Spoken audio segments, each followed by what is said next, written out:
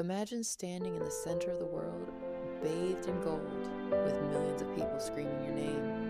In 1962, Marilyn Monroe wasn't just a woman. She was an obsession, a miracle of technicolor and silk. But if you look past the diamonds, you'll see the cracks in the porcelain. Because while the world was falling in love with Marilyn, the girl inside, Norma Jean, was slowly being erased. Every smile she gave was a debt she was paying to an industry that owned her body and soul. The rumors said she was difficult. The truth? She was a woman fighting a war against a studio system that treated her like a wind-up doll. They changed her hairline, they dictated her lovers, and they paid her a fraction of what her male co-stars made. All while she carried the weight of a billion-dollar industry on her back.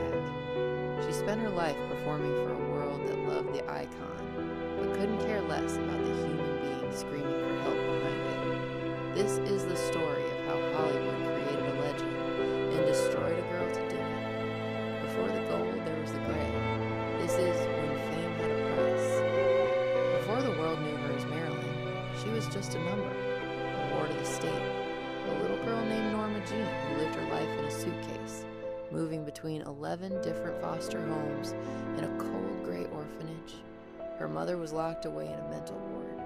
Her father was a ghost who refused to even look at her. In those foster homes, home wasn't a sanctuary, it was a place of shadows. She learned early that her only value was how well she could stay quiet, and how fast she could disappear into her own mind. The cinema became her church. In the dark, she didn't have to be the unwanted orphan. She could be anyone. She began to craft a version of herself that was untouchable, a girl who was so bright, the darkness could never find her again.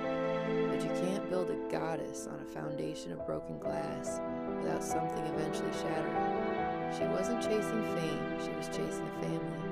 And Hollywood was about to give her the biggest, most toxic family on earth.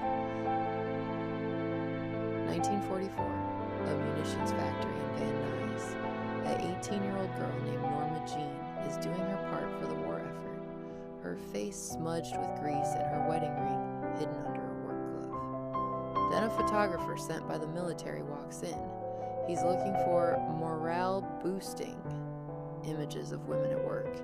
He captures one shot of the girl with the propeller, and in that flash of light, Norma Jean the housewife vanished. A star was born, but a marriage was about to die. Her husband Jim was overseas with the merchant marine. When he heard his quiet wife was posing for magazines, he gave her an ultimatum: the marriage or the camera. He wanted a housewife. The world wanted a goddess. Norma Jean chose the world. To get her first movie contract, the studio told her she had to be single. They don't want a pregnant starlet, they warned. So she signed the divorce papers and dyed her hair the color of a Hollywood spotlight. She traded her name, her husband, and her identity for a chance at being seen. She finally had the world's attention. By the mid-50s, Marilyn was the most photographed woman on Earth. But behind the flashbulbs, she was becoming a pawn in a game played by men far more dangerous than studio heads. From the Kennedy brothers to the upper echelons of the mob, Marilyn was passed around like a trophy. She was a woman who sought love, but found herself trapped in a web of sponsorships. To them, she wasn't a legend. She was a liability who knew too many secrets. The FBI was watching. Her phones were tapped. Her bedroom was bugged.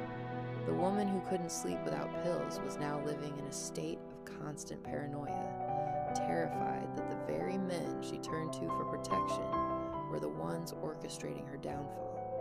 They used her light to brighten their empires, then labeled her unstable when she started to ask questions.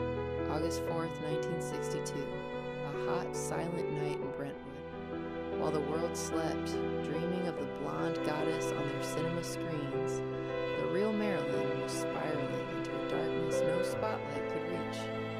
The timeline is a jagged puzzle of ifs and buts. She made phone calls that night. Some say to the Kennedys, others say to friends, begging for a reason to stay. But by the time her housekeeper noticed the light under her locked door at 3 a.m., the voice of the century had already fallen silent. When they broke the window to reach her, they found her face down, naked and alone. The official report said probable suicide, but the missing diary, the redacted FBI files, and the bruises on her body told a story Hollywood wasn't ready to hear. She died reaching for a telephone, a lifeline that never answered. At just 36 years old, Norma Jean finally escaped the monster she had created. The world lost its greatest icon, but she finally lost her pain. But even feet below the earth, they wouldn't let her go. They say death is the great equalizer. But for Marilyn, it was just the beginning of a new kind of exploitation. The world didn't mourn her. They began to dismantle her. Within hours, her house was reportedly picked clean. Her personal journals vanished. Decades later, her most private items became trophies for the highest bidder. From her medical x-rays to the very dress she wore to sing for the president, they turned her grief into a multi-billion-dollar brand.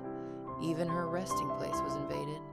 A businessman purchased the crypt directly above her, specifically requesting to be buried face down, so he could look at her for eternity. Even in the silence of the grave, she was denied the privacy she spent her whole life begging for. We remember the blonde hair, the red lips, and the tragic end.